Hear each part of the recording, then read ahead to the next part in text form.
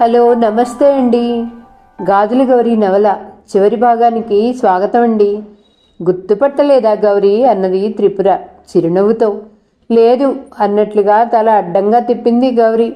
మన వంశీకృష్ణ మాస్టారు, ఇదే నేను నీకు షష్టి పూర్తికి ఇస్తానన్న సర్ప్రైజ్ గిఫ్ట్ అన్నది అదే చిరునవ్వుతో త్రిపుర. ఏమిటి అన్నది గౌరీ సంభ్రమాశ్చర్యాలతో. నీ ఆనందం ఆశ్చర్యం తర్వాత కానీ మాస్టర్ని కనీసం కూర్చోమని మర్యాద అయినా చెయ్యవా అన్నాడు ఈశ్వర్ గౌరీతో. కూర్చోండి మాస్టారు అన్నారు ఈశ్వర్ గౌరీ ముక్తకంఠంతో. మా షష్టిపూర్తి వేడుకకి ఇంత సడన్గా మాస్టర్ని ఇక్కడికి ఎలా తెచ్చావు త్రిపుర అన్నది ఇంకా ఆశ్చర్యం నుండి తేరుకోక. చెబుతా కానీ మొదట మాస్టర్ పాదాలకి నమస్కరించి ఆయన ఆశీస్సులు తీసుకోండి అన్న త్రిపుర మాటతో ఈశ్వర్ గౌరీ ఇద్దరు వంశీకృష్ణ గారికి ఆయన పాదాలకి నమస్కరించారు. ఆయన ఇద్దరి శిరస్సులపై అక్షతలు చల్లి దీర్ఘాయుష్మాన్ భవ, దీర్ఘ సుమంగళీ భవ అని ఇద్దరినీ దీవించారు. తాను తెచ్చిన చిన్న పెట్టెను గౌరీ చేతికి ఇచ్చి తెరిచి చూడు అన్నారు. గౌరీ ఆ పెట్టె తెరిచి చూసింది.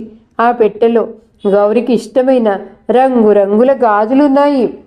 నేనిచ్చిన కానుక నచ్చిందా గాజుల గౌరీ అన్నారు వంశీకృష్ణ. చాలా చాలా బాగున్నాయి మాస్టారు అన్నది గౌరీ ఆనందంగా. ఎన్ని సంవత్సరాల నుండో మాస్టర్ని ఒకే ఒక్కసారి చూడాలి అనే కోరిక ఈనాటికి ఈ రూపంగా తీరింది. తన మనసులోని కోరిక త్రిపురకి ఎలా తెలిసింది? తెలుసుకున్నది కనుకనే తనకి ప్రాణసఖి ఇష్టసఖి అయింది అనుకుంది. గౌరీ ఈశ్వర్లను చూసిన వంశీకృష్ణకి చాలా సంతృప్తిగా అనిపించింది. ఆ రోజు తాను సకాలంలో తీసుకున్న నిర్ణయం ఎంతో విలువైనదిగా తోచింది. తన ఆ నిర్ణయం వలన తన జీవితం గౌరవప్రదంగా ఉంది. గౌరీ జీవితం కూడా భర్త పిల్ల పాపలతో కనుల పండుగగా ఉంది. ఈ జీవితానికి ఈ తృప్తి చాలు అనిపించింది అతడికి.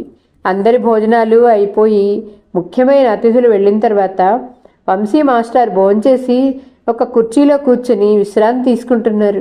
గౌరీ ఈశ్వర్లతో పాటుగా భవానీ, త్రిపుర, స్నిగ్ధ, రోహిత్ కలిసి భోంచేస్తున్న సమయంలో గౌరీ, త్రిపుర ఇంత సడన్గా మాస్టర్ని ఇక్కడికి ఎలా తెచ్చావే అన్నది. చెబుతా సుమారు 3 నెలల రోజుల క్రితం అనుకుంటా. మా తమ్ముడు లాయర్ అని నీకు తెలుసు కదా. ఒక కేసు నిమిత్తం బెంగళూరు అనుకోకుండా మాస్టర్ అబ్బాయిని కలవటం జరిగింది. ఆ కేసు అప్పటికి 6 నెలల నుండి జరుగుతుందిట. ఆ కేసు వలన మాస్టర్ అబ్బాయి త్రివిక్రమ్కి మా తమ్ముడు శ్రీకాంత్తో బాగా పరిచయం పెరిగి అది స్నేహంగా మారింది. ఆ స్నేహంతోనే త్రివిక్రమ్ వాళ్ళ ఇంట్లో ఒక ఫంక్షన్కి వెళ్ళాడు. భోజనం అయిన తర్వాత టైంపాస్గా ఫోటో ఆల్బమ్స్ చూస్తుంటే ఆ ఫోటోల్లో ఒక ఫోటో నన్ను ఆకర్షించింది. కారణం ఆ ఫోటో వంశీ మాస్టారు ఇతర మాస్టారు 10వ తరగతి వీడ్కోలు సందర్భంగా తీసింది.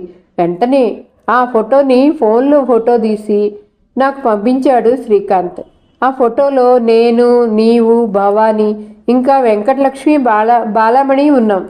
నా పెళ్ళయి పుట్టిల్లు వదిలిన తర్వాత మన చిన్నప్పటి స్కూల్ ఫోటో పుట్టింట్లోని అటకెక్కింది. ఆ ఫోటో చూసి నేను వెంటనే శ్రీకాంత్కి ఫోన్ చేసి ఈ ఫోటో నీకు ఎక్కడిది అని అడిగాను. అప్పుడు శ్రీకాంత్ నాకు జరిగిన విషయాలన్నీ చెప్పాడు. నేను వెంటనే త్రివిక్రమ్ గారిని అడిగి వాళ్ళ నాన్నగారి ఫోన్ నెంబర్ పంపించమని అడిగాను. శ్రీకాంత్ 2 రోజుల తర్వాత నాకు మాస్టర్ ఫోన్ నెంబర్ పంపించాడు. నేను వెంటనే మాస్టర్కి ఫోన్ చేసి నేను ఫలానా అని మీ వద్ద కొన్ని సంవత్సరాల క్రితం చదివానని చెప్పాను. కొంచెంసేపు మాట్లాడిన తర్వాత ఆయనకి మనం గుర్తొచ్చాం. ఆయన మొదటగా గుర్తు చేసుకుంది ఎవరినో తెలుసా గౌరీ? నిన్నే అడిగారు ఆయన. గౌరీ బాగుందా, ఎక్కడుందో నీకు తెలుసా అన్నారు. అప్పుడు నేను ఈ మధ్యనే సుమారు 3 నెలల క్రితం గౌరీ గురించి నాకు తెలిసింది. తర్వాత 4 నెలల రోజులకి గౌరీని కలిశాను అన్నారు. ఒక్కసారి ఆ అమ్మాయిని చూడాలని ఉందమ్మా అన్నారు ఆయన. అప్పుడు మీ పిల్లలు మీ షష్టి పూర్తి చేస్తున్న విషయం గుర్తుకొచ్చింది. ఇంకొద్ది రోజుల్లో గౌరీ వాళ్ళ షష్టి పూర్తి వేడుక ఉంది మాస్టారు. ఆ రోజున నేనే ఇక్కడికి వచ్చి మిమ్మల్ని ఆ వేడుకకి తీసుకుని వెళ్తాను అన్నాను అన్నది త్రిపుర. నీవు మాస్టారుతో మాట్లాడగానే నాకు ఆయన నెంబర్ ఎందుకు ఇవ్వలేదే అన్నది గౌరీ చిరుకోపంతో. అదేనే నీ షష్ఠపూర్తి వేడుకకి నేనిచ్చే సర్ప్రైజ్ గిఫ్ట్. అది ముందుగా తెలిస్తే సస్పెన్స్ సర్ప్రైజ్ ఏముంది అన్నది త్రిపుర. భవానీ కూడా నవ్వింది వీళ్ళ మాటలకి.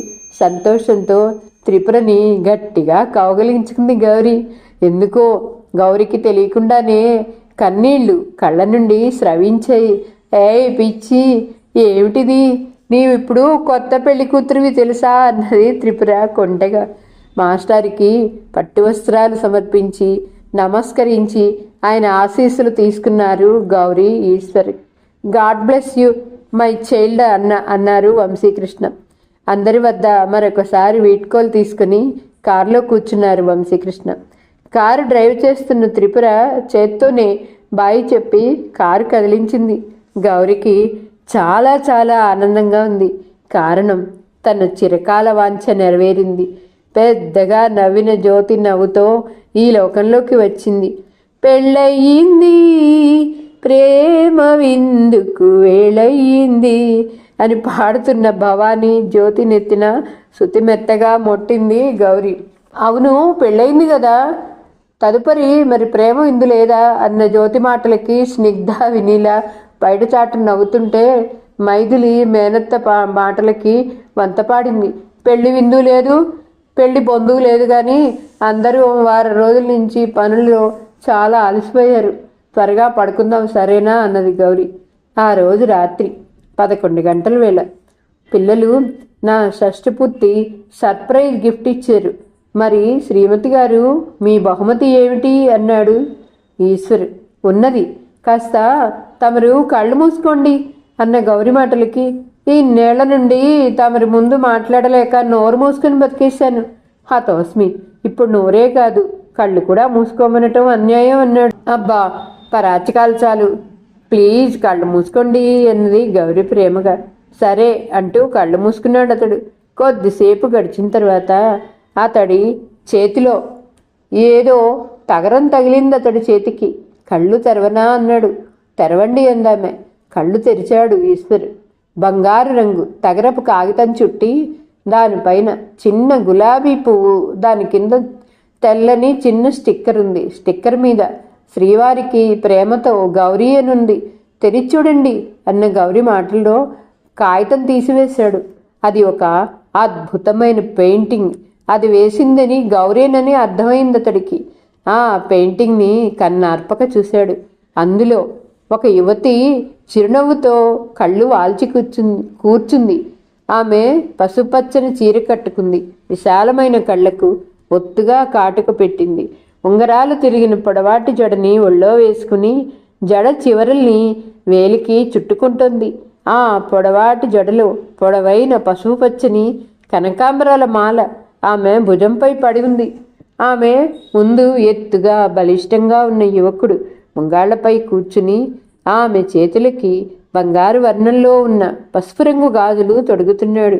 ఆ ఇద్దరి కన్నుల్లో మా ఈ లోకాన్ని జయించిన ప్రేమభావం స్పష్టంగా కనిపిస్తోంది.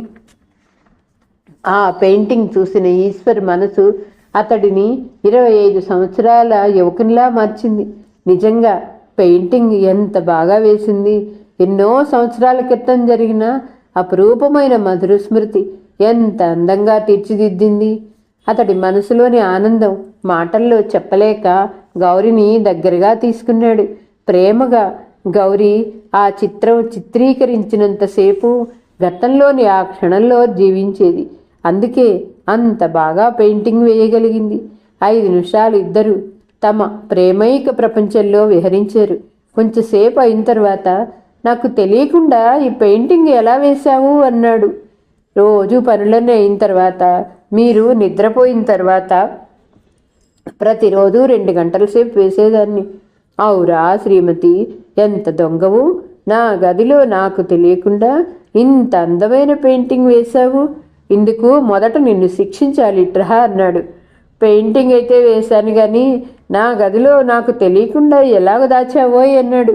అదే శ్రీవారు, మీ గదిలో మీకు తెలియకుండా ఈ పెయింటింగ్ దాచటానికి నేను ఎన్ని చోట్లు మార్చానో, బహుశా పిల్లి కూడా తన పిల్లల్ని ఇన్ని చోట్లకి మార్చదేమో అన్న భార్య మాటలకి ఈశ్వర్ గట్టిగా నవ్వేశాడు. భర్త నవ్వులో గౌరీ కూడా శృతి కలిపింది. వారి నవ్వులు కిటికీలోంచి గాలిలో తేలి ఇంటి ముందర ఉన్న పారిజాతం చెట్టుకి విరబూసి ఉన్న పారిజాత పుష్పాల్లో కలిశాయి.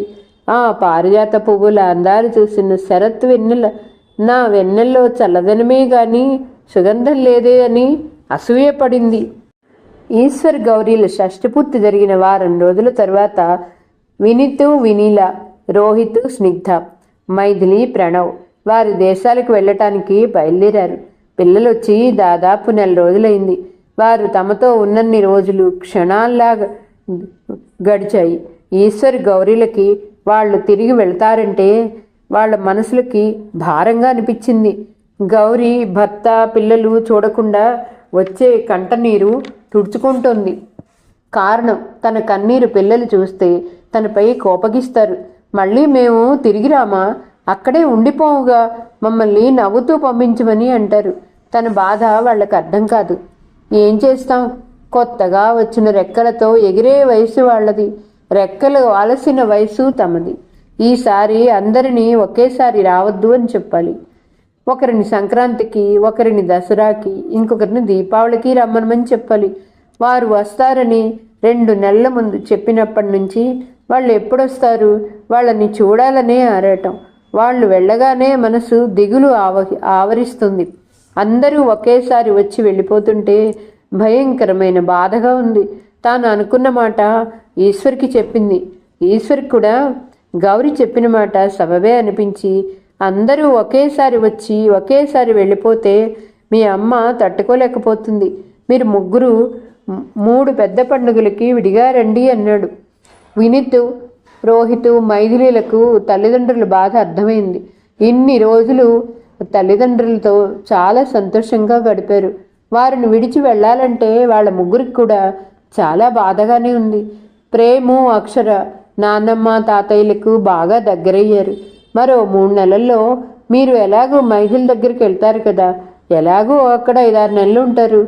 మీరు ఇండియా నుంచి వచ్చాక నేను రోహితో వస్తాం, సరేనా అన్నాడు వినీత్. పెద్ద కొడుకు మాటలకి గౌరీ మనసుకి కాస్త ప్రశాంతత చిక్కింది. వాళ్ళు వెళ్ళటానికి 5 రోజుల ముందు నుంచే రకరకాల పిండి వంటలు, ఊరగాయలు, పొడులు అన్నీ సిద్ధం చేసి వాళ్ళకి ఇచ్చింది. స్నిగ్ధ, మైథిలి ఎప్పుడూ గౌరీ ఇచ్చినవి చాలా ఇష్టంగా తీసుకుంటే, వినీల గౌరీ చాలా బతిమాలు ఇస్తే కానీ తీసుకునేది కాదు. అటువంటిది అత్తగారు పిండి వంటలు వగైరా ఇవ్వగానే వాటిని వెంటనే తీసుకుంది. కారణం, గౌరీ వంటల రుచే కాదు, ఆమె ఆత్మీయత రుచి కూడా తెలుసుకోవటమే. వినీల తాను ఇచ్చిన పదార్థాలు వెంటనే తీసుకోవటం గౌరికి చాలా ఆనందం కలిగించింది. పిల్లలందరితో కలిసి హైదరాబాద్ ఎయిర్పోర్ట్ వరకు వెళ్ళి ఎయిర్పోర్ట్లో వారికి వీడ్కోలు చెప్పి గౌరీ, ఈశ్వర్ ఇద్దరు తిరిగి తమ కారులో వాళ్ళ ఊరు బయలుదేరారు. వాళ్ళ ఊరికి 100 కిలోమీటర్ల దూరం వరకు వచ్చారు. అది ఒక చిన్న పల్లెటూరు. రోడ్డు చాలా చిన్నదిగా ఉంది. ఇంతలో రోడ్డుకి అడ్డంగా మేకల మంది ఒకటి అడ్డం రావడంతో ఈశ్వర్ కారుకి బ్రేక్ వేయక తప్పలేదు. ఈశ్వరు సెల్ ఫోన్ చూసుకుంటుంటే గౌరీ సీటు వెనక్కి తలానించి కళ్ళు మూసుకొని కూర్చుంది. ఇంతలో గాజులండి, గాజులు, ఎర్రగాజులు, పచ్చగాజులు, నీలం గాజులు, చెక్కుడు గాజులు, సాదా గాజులు, పూల గాజులు, రండమ్మా రండి అని తన మాటల గారడిని ఇంకొంచెం ముందుకు తీసుకెళ్ళి, పెళ్ళిగాని అమ్మాయిలకు ఈ గాజులు వేసుకుంటే వెంటనే పెళ్ళైపోతుంది, పెళ్ళైన వాళ్ళు ఈ గాజులు వేసుకుంటే వెంటనే సీమంతం అయిపోతుంది అని గాజులమ్మే అతడి కేకలకు కళ్ళు మూసుకున్న గౌరీ కళ్ళు తెరిచి చూసింది. ఏమిటి, తాను కళ్ళు మూసుకొని కలలో గతంలోకి వెళ్ళిందా ఏమిటి అనుకుని కళ్ళు తెరిచింది. కల కాదు, నిజమే. గాజుల బండి తమ కారుకి వెనుక కొద్ది దూరంలో ఉంది. రోడ్డుపై మేకలు అడ్డు ఉండటంతో గాజుల బండి అక్కడే ఆపి కేకలు వేస్తున్నాడు గాజులమ్మే బండివాడు. ఇంతలో ఎక్కడి నుంచో, ఓ గాజుల తాత ఆగు, నే వస్తున్నా అంటూ ఓ 14 సంవత్సరాల అమ్మాయి వగరుస్తూ వచ్చింది. నీకు గాజులమ్మకుండా నేను ఎక్కడికి వెళ్తాను తల్లి, బేగి తీసుకో అంటున్నాడు అతడు. వారి మాటలు గౌరిని గతంలోకి తీసుకెళ్ళాయి. ఏ కాలంలోనూ గాజుల గౌరీ గాజుల లక్ష్మి ఉంటారనుకుంది. గౌరి ముఖంలోని భావాలు గమనించిన ఈశ్వర్, ఏమిటి గౌరీ, ఆ బండి మీద ఉన్న గాజులు కొనుక్కుంటావా అన్నాడు చిరునవ్వుతో. అన్నది గౌరి కూడా చిరునవ్వుతో. ఇంతలో మేకలు రోడ్డు దిగి కింద ఉన్న పొలాల్లోకి వెళ్లటంతో గాజుల బండి అతడు బండిని ఈశ్వర్ కారు పక్కగా తీసుకొచ్చాడు. ఈశ్వర్ గౌరీ ఇద్దరూ కారు దిగారు. నీకు నచ్చిన గాజులు తీసుకో అన్నాడు అతడు. అంత పెద్ద కారులో నుండి దిగిన వీళ్ళు తన బండిపై గాజులు కొంటారా అనుకున్నాడు గాజులమ్మే అతడు. అతడి ఆశ్చర్యాన్ని వమ్ము చేస్తూ 6 డజన్ల గాజులు అన్నది గౌరి. గౌరి ఎంచుకున్న గాజులన్నీ రంగురంగుల పెట్టెల్లో సర్ది ఇచ్చిన అతడికి డబ్బులు ఇస్తూ నీ పేరేమిటో అన్నాడు ఈశ్వర్. సుబ్బారావండి అన్ని గాజుల బండి అతను ముందుకు నెడుతూ అన్నాడు. గాజులండి గాజులు, రకరకాల గాజులు అని కేకలు పెడుతూ ముందుకు కదిలాడు అతడు. కారులో కూర్చున్న గౌరీ పెట్టెల్లో ఉన్న గాజులు తీసి చూసుకొని మురిసిపోతుంది. చివరికి ఈ వయసులో కూడా గాజులు అమ్మేవాడికి గాజులు కొనటం మానలేదుగా గాజుల గౌరీ అన్నాడు ఈశ్వర్ కారు డ్రైవ్ చేస్తూ. గౌరీ బతికిన నాళ్ళు దానికి గాజుల పిచ్చి తగ్గదు, ఆమె భర్తకి ఆమెపై ప్రేమ తగ్గదు అన్నది గౌరీ భర్తకి తనపై గల అనురాగాన్ని మాటలలో తెలుపుతూ. అవును అన్నట్లు కళ్ళతోనే గౌరికి చెప్పి గౌరిని ఒక చేత్తో దగ్గరగా తీసుకుని, మనిషికి తొలిసంజలో కలిగేది ఆకర్షణతో కూడిన ప్రేమ గౌరీ, ప్రేమ మలిసంజలో కలిగేది ఆకర్షణకి అతీతమైన ప్రేమ, అదే నిజమైన ప్రేమ అన్నాడు. అలా గౌరీ ఈశ్వర్ల మలిసంజ ప్రయాణం ముందుకు సాగింది. వారిద్దరూ ఒకరికి ఒకరు కడదాకా కలిసి ప్రయాణం సాగించాలి అని పంచభూతాలు దీవించాయి. కాబట్టి మనము గాజుల గౌరిని ఈశ్వర్ని దీవిద్దాం. మరి మీరేమంటారు? నాకు తెలుసులేండి, మీరు అవునే అని అంటారు కదూ. ఇంతటితో గాజుల గౌరి నవల ముగిస్తున్నానండి. గంటలు గంటలు నా మనసులోని భావాలకు అక్షర రూపం ఇచ్చి ఆ అక్షరాల్ని వాక్యాలుగా మలచి నవలగా రాసి ఆ నవలని భావయుక్తంగా మీకు వినిపించటానికి నేను పడిన శ్రమ మీరు విని మీకు నచ్చితే నాకు అదే చాలా సంతోషం. మరలా ఇంకొక కొత్త కథతో మీ ముందుకు వస్తానండి. సెలవు. నా కథ మీకు నచ్చితే please like, share, subscribe and comment. ఉంటానండి. పద్మావతి చావలి.